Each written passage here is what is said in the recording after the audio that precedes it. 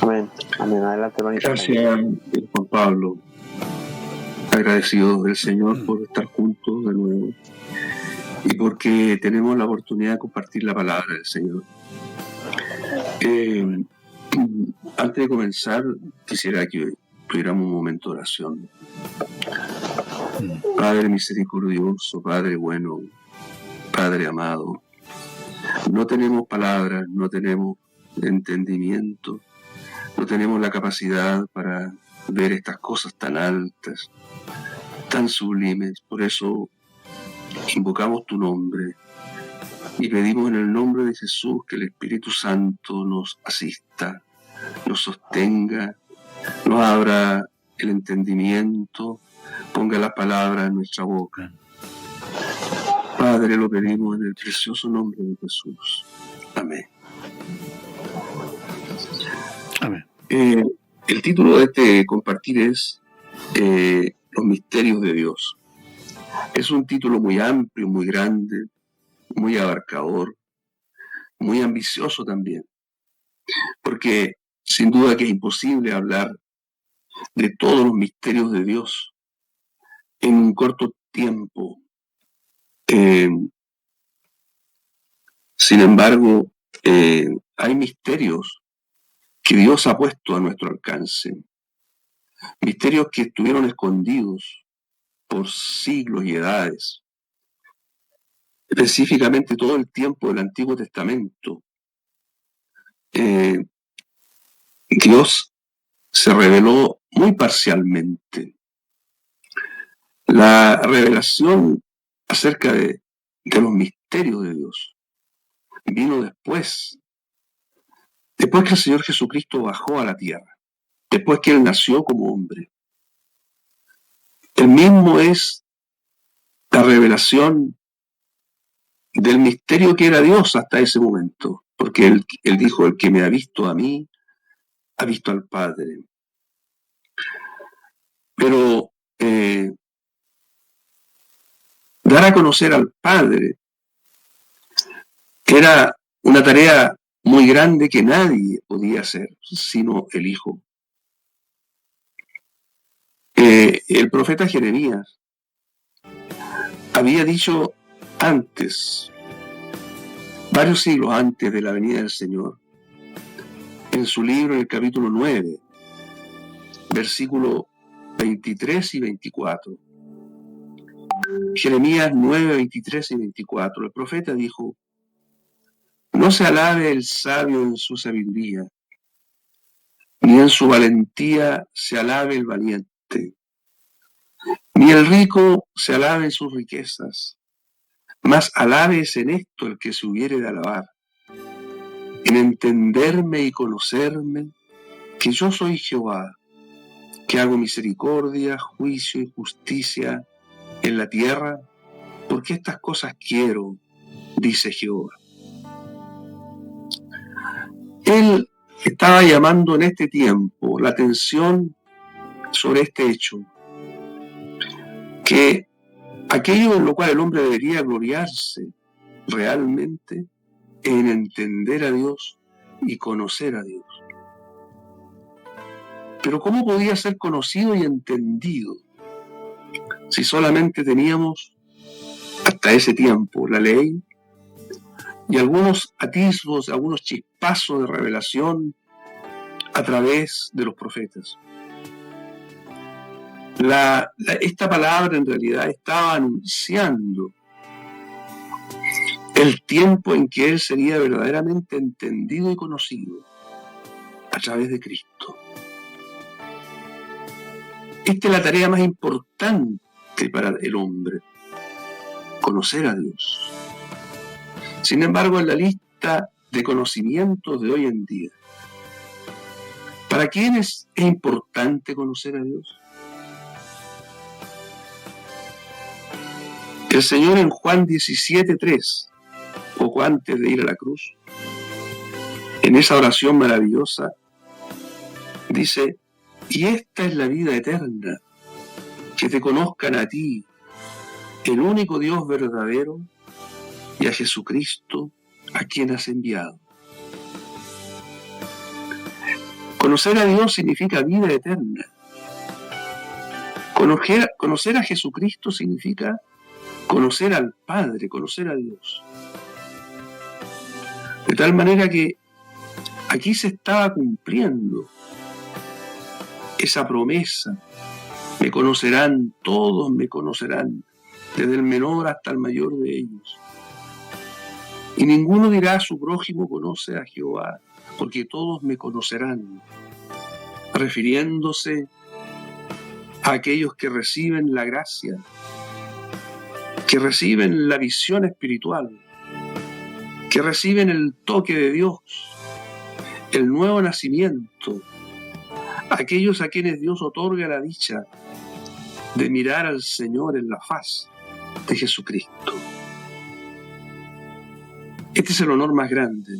Sin embargo, Dios es un misterio. Volvemos al punto. Dios es un misterio. Nosotros podemos leer acerca de ese misterio. Podemos informarnos, leer tratados. Sin embargo, conocer el misterio en el espíritu no lo puede hacer el hombre. El hombre es carne, es sangre, el hombre es polvo. Hay una distancia tan grande entre el hombre y Dios. ¿Quién podría verle y permanecer vivo? ¿Quién podría contemplarle sin morir en el acto? Dice en Marcos 3:14 que cuando el Señor llamó a sus discípulos, estableció a 12 para que estuviesen con Él y para enviarlos a predicar. Ese para que estuviesen con Él significa para que le conociesen. No solo los estableció para que fueran a predicar, sino primeramente para que estuviesen con Él. Entonces, este es un llamado que el Señor nos hace en el tiempo presente, para que más que hacer cosas, o como decía el profeta, más que adquirir sabiduría o valentía o riquezas, busquemos conocerle y entenderle. Más que salir a predicar el Evangelio, que es bueno, es necesario, nos preocupemos y nos aboquemos a conocer al Señor y a entender sus caminos. Ahora, para el hombre natural es imposible conocer a Dios. Si nosotros miramos en Corintios, Primera de Corintios, vamos a ir allá un momento. Primera de Corintios 2:14, por ejemplo. Dice, el hombre natural no percibe las cosas que son del Espíritu de Dios, porque para él son locura, y no las puede entender, porque se han de discernir espiritualmente. El hombre natural aquí es el hombre nacido de mujer. Cualquier hombre, todos los hombres. Nosotros también éramos hombres naturales, que no conocíamos a Dios, que no habíamos sido tocados por Dios, y entonces no podíamos percibir las cosas del Espíritu de Dios, sino que las considerábamos locura. El hombre natural y el hombre de Dios, el creyente, tienen una diferencia fundamental. Y aquí vamos a explicar por qué el hombre natural no puede conocer a Dios. El hombre natural tiene dos ámbitos de realidad. Tiene cuerpo y alma. El alma tiene ciertas facultades o capacidades para conocer. Tiene inteligencia, tiene voluntad, tiene emociones, toda la parte emocional. Eso es el hombre natural. tiene cuerpo y alma. A través del cuerpo conoce el entorno natural, lo que los sentidos le permiten captar. El alma, esas otras cosas que a veces se llaman las cosas del espíritu, pero obviamente no son del espíritu. Es una forma de decir que el alma capta aquellas cosas no físicas, como la belleza de la música o de un espectáculo artístico, etc. El hombre entonces tiene esas dos partes. Es un ser dual, cuerpo y alma.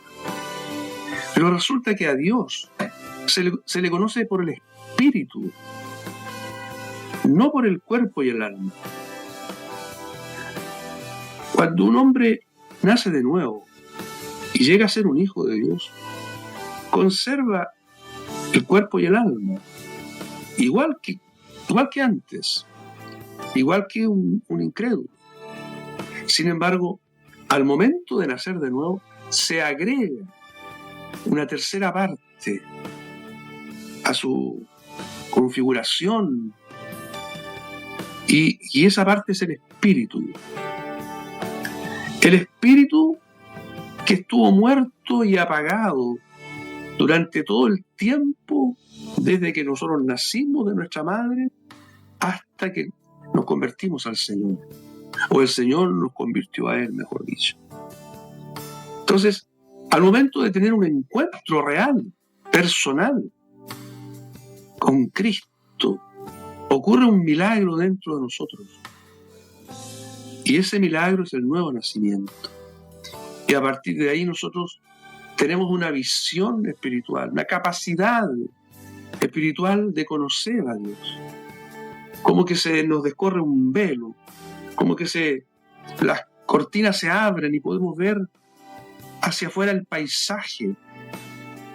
Podemos ver la luminosidad del cielo, de un día de sol, espiritualmente hablando. Entonces, si nosotros no hemos experimentado este hecho, nosotros permanecemos ignorantes para con Dios. Es como si para nosotros Dios no existiera. Aunque Dios nos da muestras de su presencia, de su existencia a través de la creación, como dice Romanos 1, a través de las cosas hechas, Dios nos está dando siempre testimonio de su presencia, de su existencia, cerca del hombre, junto al hombre, atento, porque hace salir su sol sobre buenos y malos y hace llover sobre justos e injustos, y la primavera nace para todos, y la tierra da su fruto para todos, y los hijos nacen para todos. Dios sigue siendo el Dios de la creación, el dueño de todas las cosas. Sin embargo, el hombre incrédulo vive como si Dios no existiera, como si no viviera, porque no lo ve, no lo puede conocer. Sin embargo, como dice el versículo 12 de este mismo capítulo, estamos en 1 Corintios capítulo 2, verso 12, donde dice: nosotros hemos recibido el Espíritu que proviene de Dios, para que sepamos lo que Dios nos ha concedido, lo cual también hablamos. Nosotros hemos recibido el Espíritu de Dios para que sepamos lo que Dios nos ha concedido. De otra manera no podríamos conocerlo. Entonces, queridos hermanos y hermanas, creo que hasta aquí lo que estoy diciendo lo sabemos todos. Es algo muy sencillo para un cristiano entender estas cosas. Pero a lo que quiero llegar es a este punto. Este misterio que no fue revelado en la antigüedad y que ahora en Jesucristo se nos revela, podemos conocerlo solo por el Espíritu que está dentro de nosotros y que tiene facultades, la facultad de conocer, de intuir, la facultad de la comunión con Dios. Así como el alma tiene facultades o capacidades, también el espíritu humano tiene capacidades. Y estas capacidades se ponen en ejercicio cuando nacemos de nuevo. La conciencia, la intuición y la comunión. Ahora, cuando nosotros leemos la Biblia, el Nuevo Testamento en especial, como creyentes, nosotros seguimos usando el alma, al igual que los incrédulos, el alma y el cuerpo lo seguimos usando. Pero como las facultades del alma son tan parecidas a las facultades del espíritu, nosotros podemos tener dificultades para discernir de pronto cuando algo procede del alma o cuando algo procede del espíritu. Cuando un conocimiento es un conocimiento originado en el alma y la capacidad del alma que tiene raciocinio, inteligencia, perspicacia. El alma humana es muy inteligente, es muy aguda. Entonces nosotros podemos conocer la Biblia, por ejemplo, el Nuevo Testamento, con las facultades de nuestra alma. Igual como cuando un incrédulo se pone a leer la Biblia y va a entender cosas, las cosas que son alcanzables o comprensibles por el alma, por la inteligencia. Probablemente un incrédulo o muchos incrédulos tengan más capacidad para entender hechos, situaciones, pormenores, episodios de la Biblia más que un creyente. Porque con el alma también se puede conocer la Biblia como se conoce cualquier libro. Entonces, ¿cómo diferenciamos el conocimiento bíblico que es espiritual o las realidades espirituales de los misterios de Dios, siendo que son tan parecidas esta forma de conocer, aparentemente, que con las facultades del alma? Pablo en 1 Corintios habla también de los que son carnales y de los que son espirituales. En esos dos conceptos podemos nosotros explicar un poco lo que significa vivir todavía de acuerdo a las facultades del alma, y eso nos hace creyentes carnales, según Pablo. Porque tenemos un conocimiento, en el fondo diríamos, almático, intelectual, racional, muy agudo y perspicaz puede ser, pero todavía del alma. Y todavía podemos nosotros, si somos aplicados, podemos convertirnos hasta en predicadores y predicar cosas que hemos aprendido de la Biblia, aunque las hayamos obtenido a través del alma. Entonces es riesgoso y es difícil determinar a veces cuándo algo procede del alma y cuándo procede del espíritu. Cuando nosotros usamos el alma para estudiar las cosas de Dios, para intentar conocer a Dios, nosotros siempre vamos a estar en un plano inferior. Vamos a conocer cosas superficiales, la anécdota, la historia bíblica. Podemos hacer un análisis, una exégesis de la escritura, ir al griego, al hebreo y todo eso, pero si nosotros solamente funcionamos por el alma, entonces nuestro conocimiento va a ser insuficiente. ¿Y qué va a ocurrir con un predicador que tiene solo ese conocimiento? Y aunque tiene su espíritu, no lo ha ejercitado el espíritu para conocer a Dios. Solo utiliza o casi exclusivamente utiliza los recursos de su alma, de su inteligencia, de su gran capacidad. Fue un buen alumno en el colegio, fue un buen alumno en la universidad, siempre fue un hombre destacado en todas las áreas donde se desenvolvió. ¿Cómo no va a poder conocer a Dios? Si siempre le fue tan fácil conocer las cosas.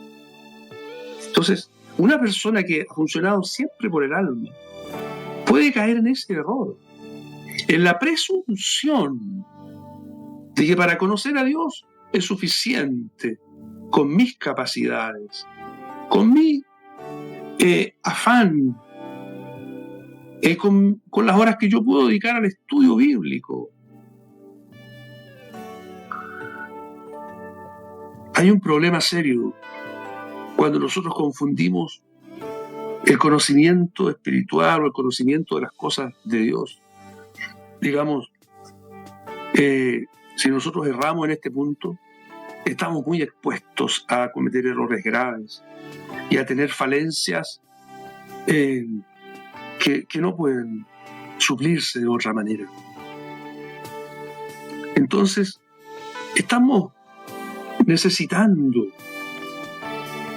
que la parte del alma, las facultades de nuestra alma, sean quebrantadas de alguna manera. Mi capacidad, mi inteligencia, mi perspicacia, mi agudeza, en algún momento el Señor tiene que tocarlas. Es decir, tiene que demostrarme a mí que eso ya no sirve. O si de algo sirve, es solamente cuando está sujeto o sujeta al Espíritu. Cuando el alma es un criado y no un amo.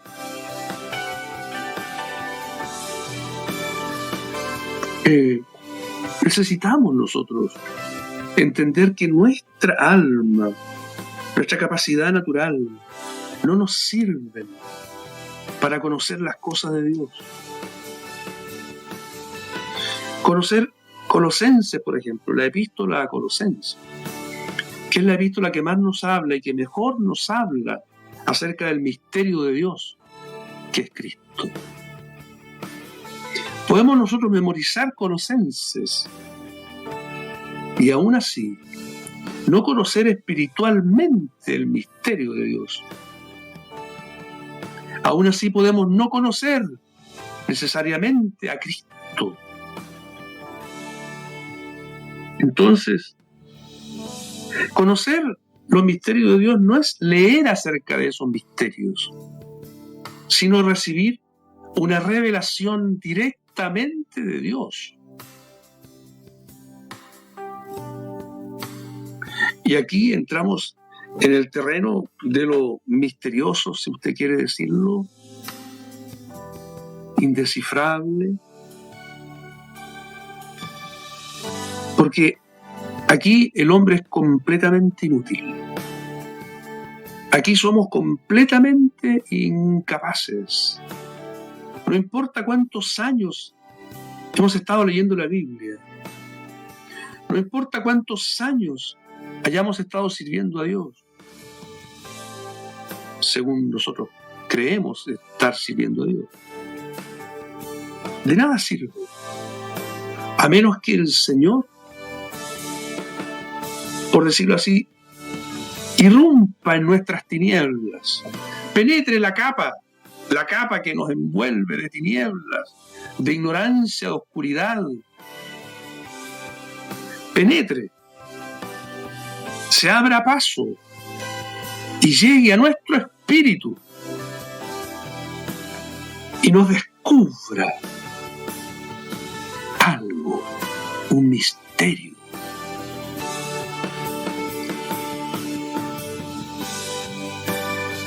Pablo dijo en un momento en Gálatas, por ahí en un versículo Gálatas, agradó a Dios a revelar a su Hijo en mí.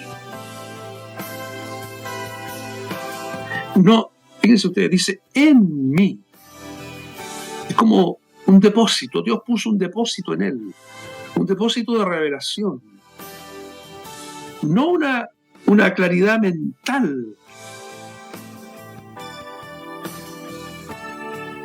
A su Hijo en mí, dentro de mí, embargándolo todo, llenándolo todo. Por eso, en aquella escena de Cesarea de Filipo, el Señor le dice a Pedro: esto no te lo reveló carne ni sangre, sino mi Padre que está en los cielos. ¿A qué se refería el Señor? A lo que Pedro dijo respecto del Señor.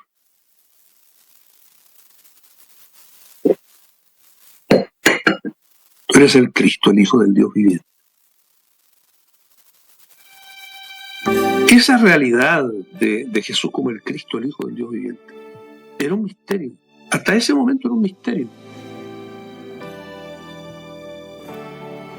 Pedro es la primera persona en la tierra que recibió esa capacidad de ver algo en Jesús que los demás no veían. Nadie veía hasta ese momento.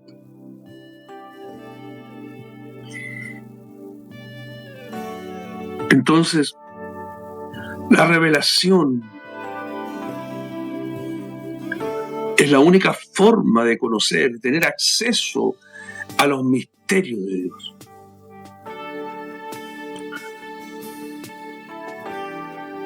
¿Cuántos hijos de Dios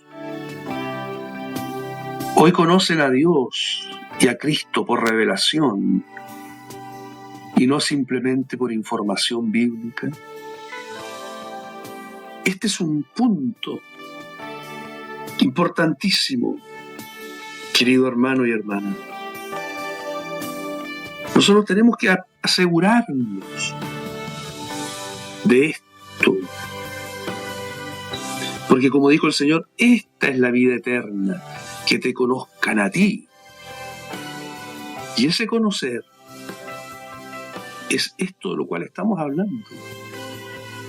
Esta revelación de Dios. El Padre nos revela a Cristo, tal como hizo con Pedro. Y luego Cristo revela al Padre. El que me ha visto a mí, ha visto al Padre.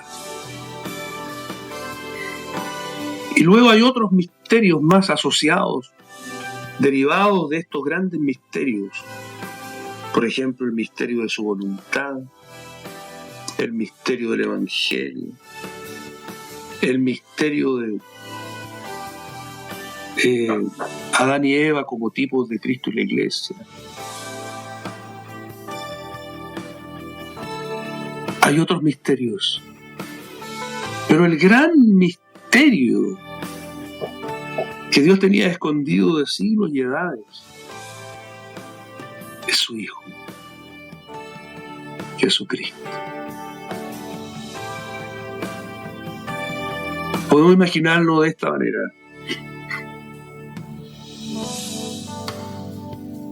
Un Padre que todo lo tiene, toda la riqueza del mundo, todos los confines del universo son suyos.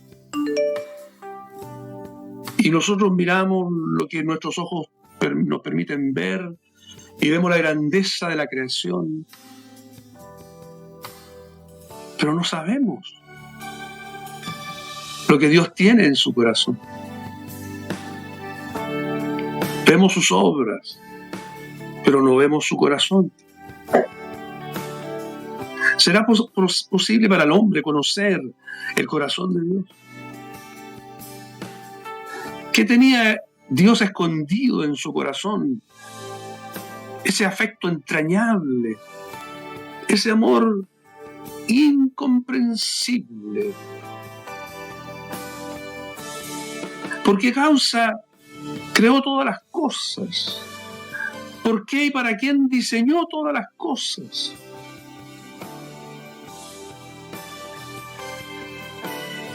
A veces por ahí en el Antiguo Testamento hay algunos destellos, luces sueltas, pequeñas, brillos que anuncian, que muestran un poco acerca de Cristo.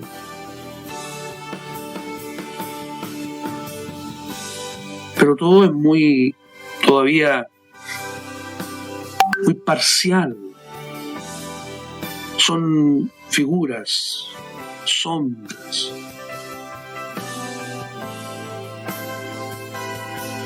Sin embargo, cuando el Señor Jesucristo vino, Él dio a conocer el misterio. Y ahora, no es solamente leyendo el relato, como estamos diciendo, no es con leer el relato de los evangelios que nosotros conocemos estos misterios. Mateo 11 dice: nadie conoce al Hijo sino el Padre. Mateo 11, 27. Todas las cosas me fueron entregadas por mi Padre, y nadie conoce al Hijo sino el Padre, ni el Padre conoce a alguno sino el Hijo, y aquel a quien el Hijo lo quiera revelar. Mire, fíjense, nadie conoce al Hijo sino el Padre, ni al Padre sino el Hijo, y aquel a quien el Hijo lo quiera revelar. Es decir, ese aquel a quien el Hijo, ese aquel significa una persona, no la humanidad, no una multitud, sino aquel significa un hombre, una mujer, así como personalizado. Por lo tanto, la revelación de Dios es personalizada. ¿Podemos verlo? Dios no lo reparte así al montón. Si tú la tienes, querido hermano o hermana, es que Dios te la dio con nombre y apellido, con tu nombre y apellido. Yo le voy a revelar a mi hijo, a Rafael. Le voy a revelar a mi hijo, a Patricio. Le voy a revelar a David. Así, nombre por nombre. Aquel a quien el Hijo lo quiera revelar.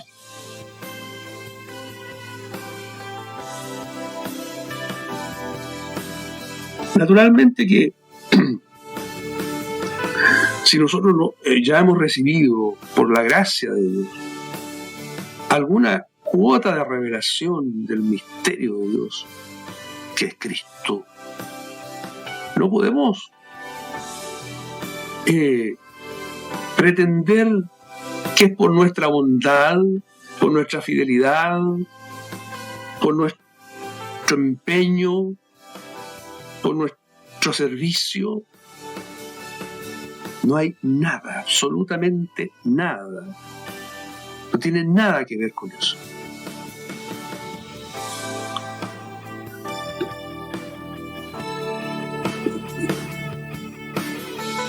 En el versículo 25 de este mismo capítulo dice: en aquel tiempo respondiendo Jesús dijo: te alabo, Padre, Señor del cielo y la tierra, porque escondiste estas cosas de los sabios y los entendidos y las revelaste a los niños.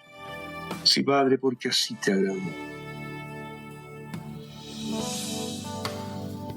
Dios esconde y Dios revela. Los sabios, los entendidos versus los niños. Ahí están los dos grupos. Y podemos caracterizar, si podemos caracterizar estos dos grupos con una sola palabra, ¿qué diríamos?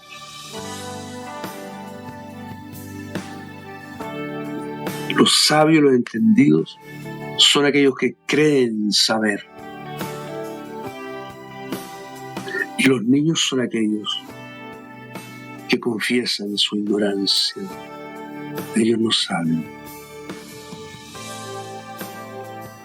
Cuando un sabio y entendido presume saber, se llena de altanería y orgullo y presunción y soberbia.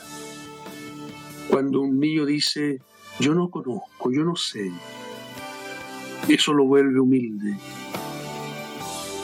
sencillo.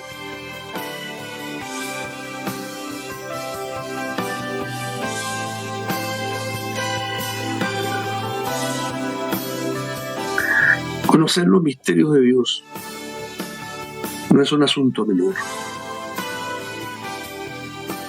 Alguien ha dicho que la cristiandad posee kilómetros de extensión. Es como un campo que posee kilómetros de extensión, pero pocos centímetros de profundidad.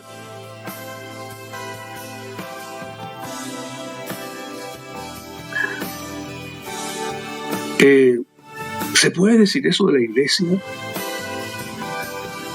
¿O se puede decir eso de ti o de mí?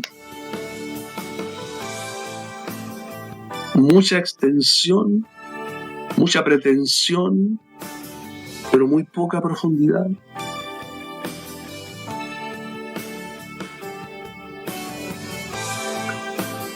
La epístola, el pasaje bíblico, la porción bíblica que mejor nos habla acerca del misterio de Dios es la epístola de Pablo a los Colosenses.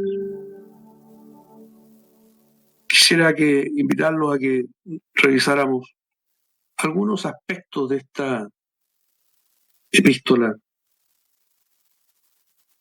El Señor permite, tal vez podamos continuar desarrollando más el próximo programa, pero quisiera dejar ahora algunas luces respecto de lo que Pablo nos transmite a través de esa carta tocante al misterio de Dios.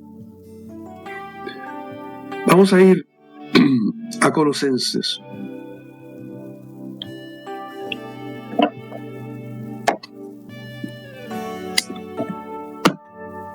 Capítulo 1.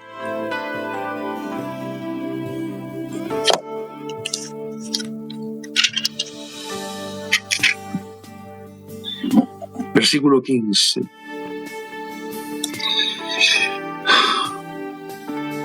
Él es la imagen del Dios invisible, Cristo, el primogénito de toda creación, porque en Él fueron creadas todas las cosas, las que hay en los cielos y las que hay en la tierra, visibles e invisibles, sean tronos, sean dominios, sean principados, sean potestades, todo fue creado por medio de Él y para Él.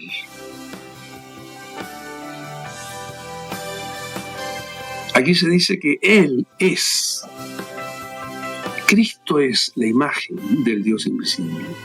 La imagen es aquello que podemos ver y contemplar. En Hebreos también dice que Él es la imagen de Dios, que se nos presenta diciendo: el que me ha visto a mí ha visto al Padre. Y aquí se dice que Él es el Creador. En Él fueron creadas todas las cosas. 17. Y Él es antes de todas las cosas, y todas las cosas en Él subsisten. La palabra subsisten. El Señor no solo creó todas las cosas, sino que por Él subsisten todas las cosas. Porque una cosa es crear algo, como es la creación, algo vivo, y dejarlo ahí. Y si lo abandona, se muere. Pero en Cristo no solo fueron creadas las cosas, sino en Él subsisten. Versículo 19. Por cuanto agradó al Padre que en Él habitase toda plenitud, y por medio de Él reconciliar consigo todas las cosas, las que están en la tierra como las que están en los cielos, haciendo la paz mediante la sangre de su cruz. Y a vosotros también, que erais en otro tiempo extraños y enemigos en vuestra mente, haciendo malas obras, ahora os ha reconciliado. Vean ustedes, creador, sustentador, porque en él subsisten, y reconciliador.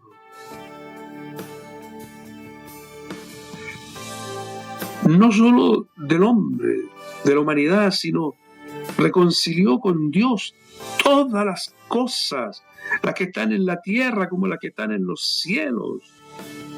O sea, su reconciliación es cósmica.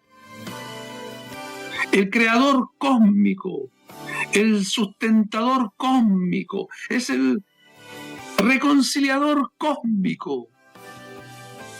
Porque no solo tiene que ver con la tierra, sino con todo el universo. Vean ustedes la grandeza del misterio que Dios tenía escondido en su corazón.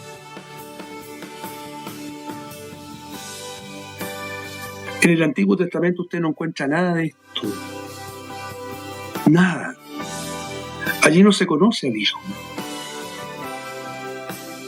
Porque está escondido en el corazón del Padre.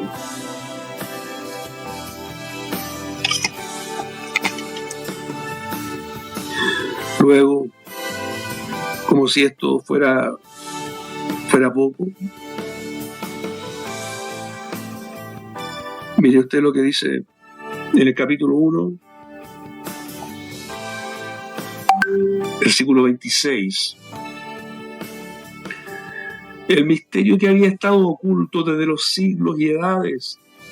Mire, el misterio oculto desde los siglos y edades. Nosotros no estábamos ahí. Pero que ahora, dice Pablo, ha sido manifestado a sus santos, a quienes Dios quiso dar a conocer las riquezas de la gloria de este misterio entre los gentiles, que es Cristo en vosotros, la esperanza de gloria. Aquí viene como un desglose, por decir así, de este misterio que es Cristo. Resulta que este misterio, que este Cristo que estaba en el corazón del Padre, ahora está en nosotros. Dios en nosotros.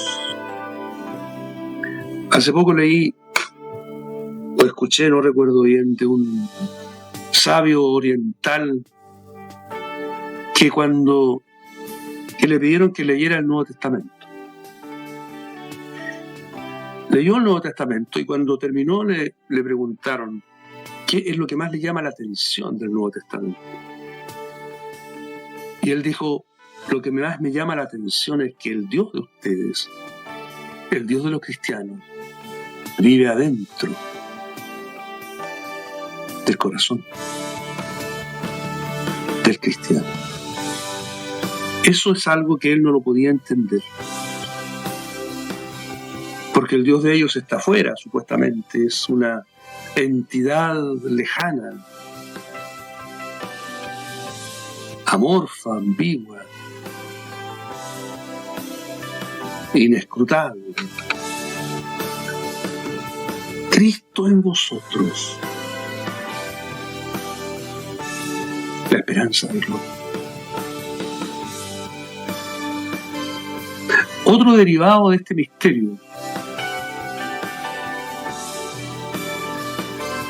capítulo 2, versículo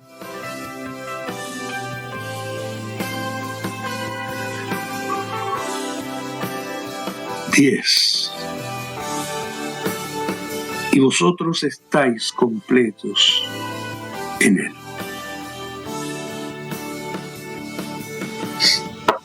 Vosotros estáis completos en Él. Antes se dijo Cristo en nosotros. Ahora dice, nosotros en Él. Vean ustedes esto desde el punto de vista de la lógica, hermanos y hermanas. ¿Puede algo estar dentro de una cosa y eso otro estar dentro de esta otra? Humanamente hablando. ¿Algo puede ser continente en un momento y contenido también?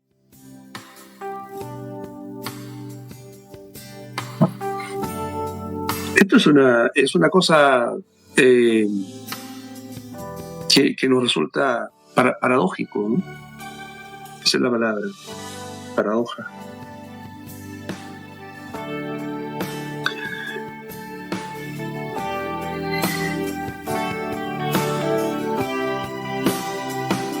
Ahora,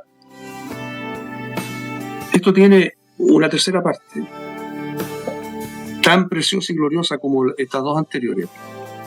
Capítulo 3 de Colosenses, versículo 3. Porque habéis muerto y vuestra vida está escondida con Cristo en Dios. Cristo en mí, yo en Él, yo con Cristo en Dios. Son tres cosas diferentes. Pero las tres son una sola realidad, una bendita realidad.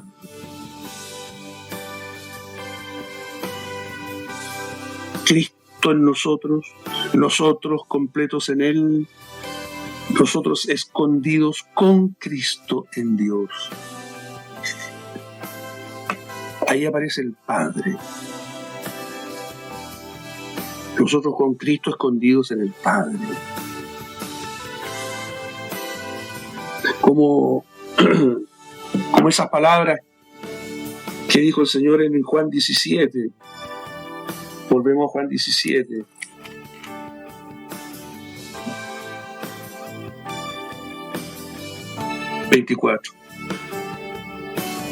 Padre, aquellos que me has dado, quiero que donde yo estoy, también ellos estén conmigo, para que vean mi gloria que me has dado, porque me has amado desde antes de la fundación del mundo.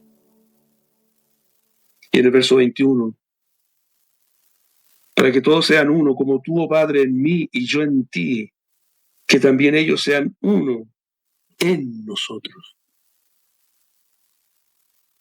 El creyente, Cristo y el Padre. Esto no puede ser entendido mentalmente, ¿se dan cuenta? Porque nuestra capacidad, nuestra inteligencia llega hasta el plano de conocer el texto. Leemos el texto, lo entendemos. Como un alumno entiende un texto en la clase. Entendemos lo que significa estos hechos. Pero la realidad profunda de estar en Cristo, de que Cristo esté en nosotros y de que nosotros con Cristo estemos escondidos en Dios, eso trasciende todo lo que el hombre puede imaginar, comprender o conocer. Por tanto, necesitamos permanentemente un toque divino. Necesitamos que el Padre nos muestre a su Hijo, para que no siga siendo un desconocido. Cuando ustedes ven a algunos cristianos, y discúlpenme que hable de esta manera, ¿no les parece a veces que ellos no conocen de verdad al Señor?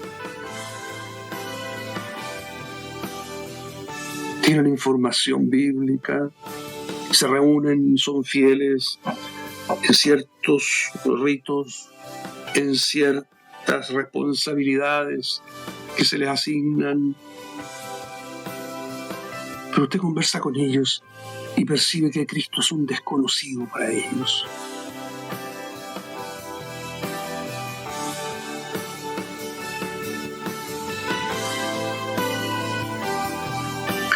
Entonces, esto es algo que necesitamos tomar conciencia. Los misterios de Dios no se conocen leyendo, sino recibiendo un toque directo de Dios. Y ese toque va con nombre y apellido. Tú necesitas, yo necesito ese toque de Dios. Cuando viene, cuando ocurre, se hace una luz en mi corazón y veo cosas que no veía, no cosas esotéricas, no me refiero a cosas esotéricas, sino que la misma palabra de Dios de pronto se abre. Cristo en vosotros. ¿Qué significa Cristo en vosotros? Cristo en mí, morando en mí.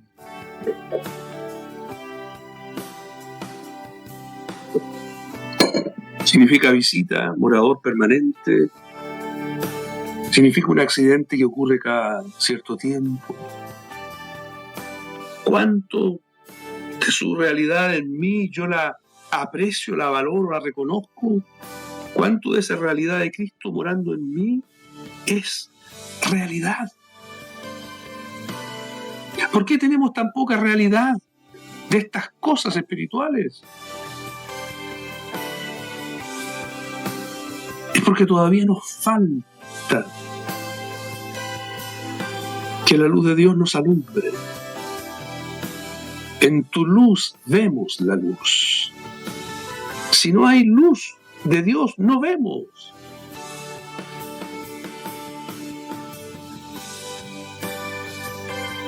Entonces, siendo así, queridos hermanos y hermanas, podemos entender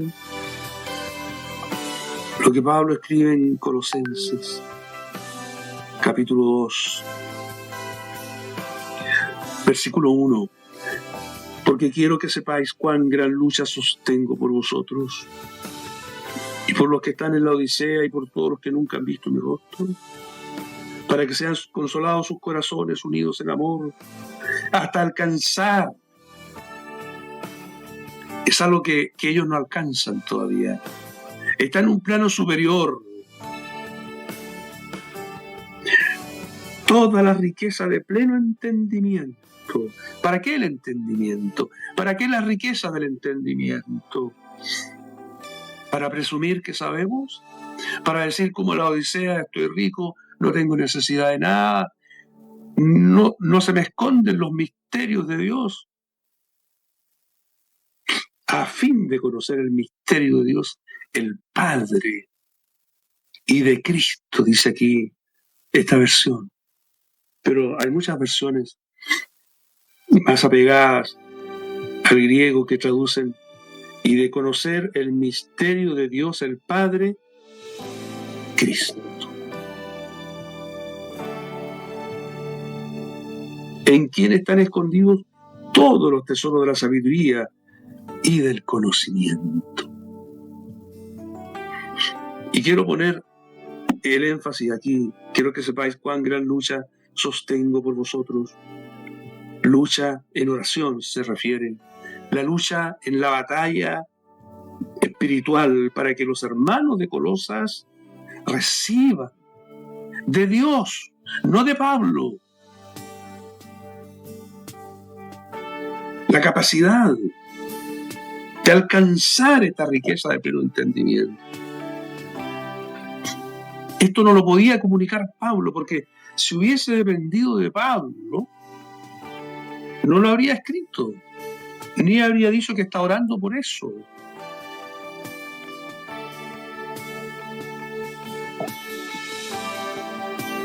La mayor necesidad que tiene hoy el pueblo de Dios, que todos nosotros tenemos, no es de teología.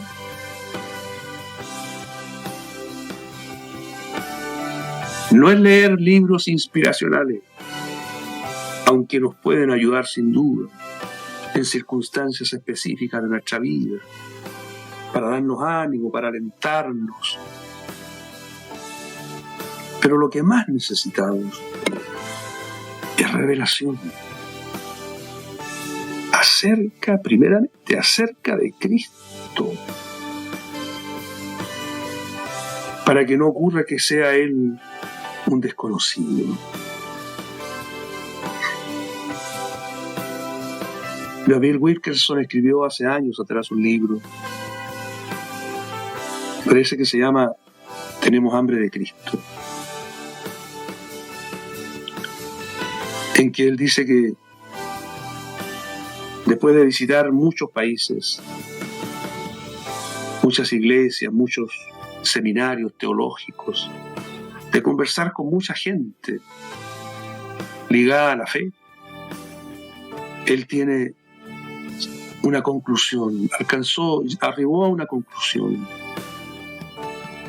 Jesús es un desconocido para gran parte del pueblo que dice llamarse pueblo de Dios.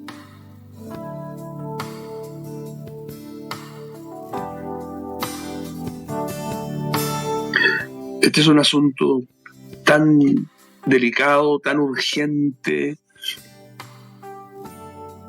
que nosotros no podemos dejarlo pasar ni un minuto más.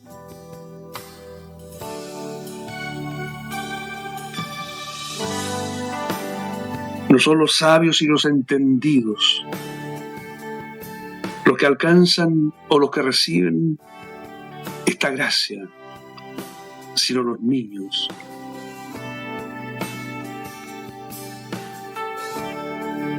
No los que presumen, no los que conocen,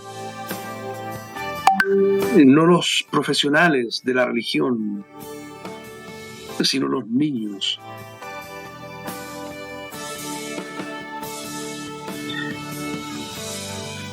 Los que reconocen su pobreza. Bienaventurados los pobres, los que lloran, los que tienen hambre y sed de justicia. Oh, cuán preciosas son estas bienaventuranzas del Señor. Vez tras vez tenemos que recurrir a ellas, volver a ellas, porque ahí está la clave de nuestro caminar, la clave de nuestro real aprendizaje, la clave de nuestro progreso. Bienaventurados los pobres, los niños, los que tienen hambre y sed de justicia.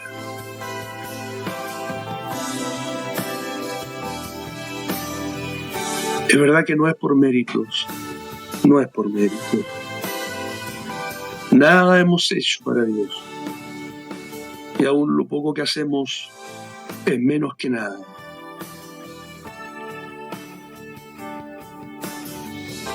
Pero pidamos, toquemos, llamemos a su puerta, clamemos: Señor, yo no puedo pasar un día más sin entenderte y sin conocerte de verdad. Esas palabras de Jeremías capítulo 9 debieran ser como un fuego encendido en tu corazón y en el mío. No se alabe el sabio en su sabiduría, ni en su valentía el valiente, ni en sus riquezas el rico, mas alabes en esto el que se hubiere de alabar, en entenderme y conocerme.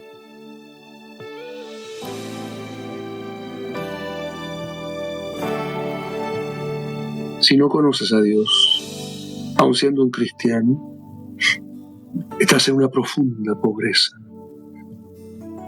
en esa pobreza de la Odisea.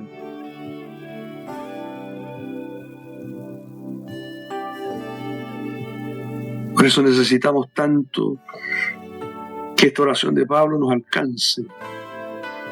Y si nosotros por gracia hemos recibido algo, hacerla por otros,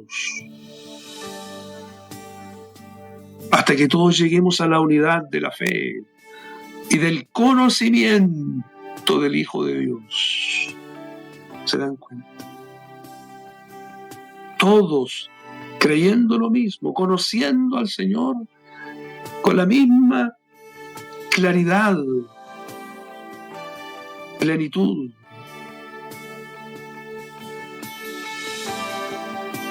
Este es un clamor. Yo siento que más que un compartir, este es un clamor del Espíritu que nos dice, por favor, dejen de jugar a la religión, dejen de jugar a la piedad, dejen de jugar a la predicación.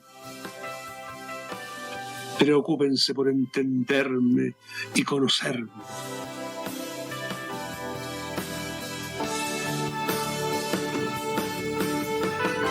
Y la palabra conocer en el Antiguo Testamento tiene un significado muy precioso. Dice en Génesis que cuando Adán conoció a Eva, nació Set.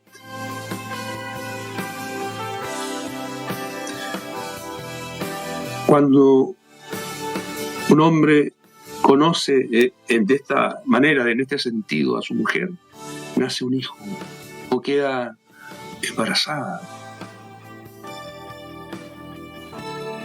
Y entonces esto nos habla acerca de que conocer al Señor significa entrar en esa intimidad de la pareja humana, de la cual nace una nueva criatura. Si nosotros conocemos a Dios, algo bueno va a nacer. Si lo conocemos de esta forma tan íntima, alguien va a nacer. Muchos van a nacer. Espiritualmente hablando.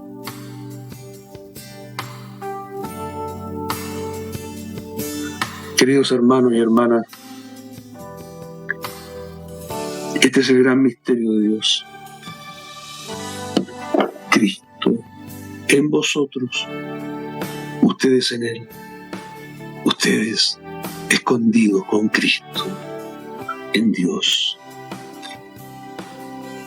Y para terminar, Colosenses capítulo 3, versículo 11.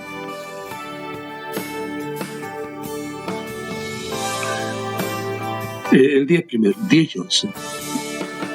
Colosenses 3:10 dice, y revestido del nuevo, se refiere al nuevo hombre, el cual conforme a la imagen del que lo creó, se va renovando hasta el conocimiento pleno. Este conocimiento pleno es el conocimiento de Cristo, donde no hay griego ni judío, circuncisión ni incircuncisión, bárbaro ni escita,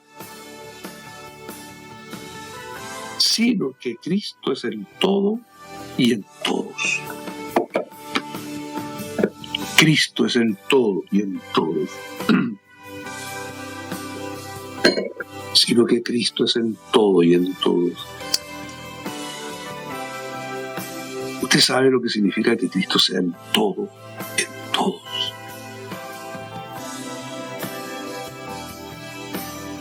Yo no lo sé.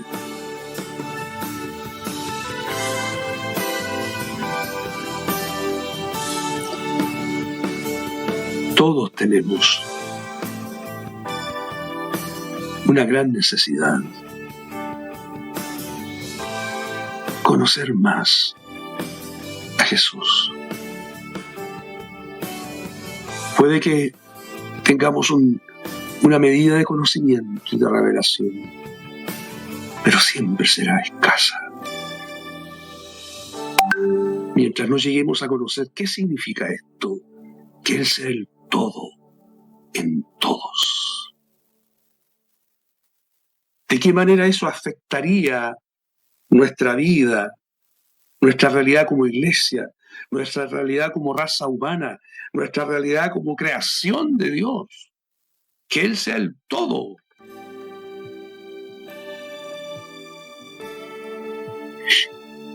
alcances cósmicos que parten, sí, de un corazón como el tuyo y el mío, donde Cristo es recibido, donde Cristo mora, no como un visitante, sino como un morador permanente.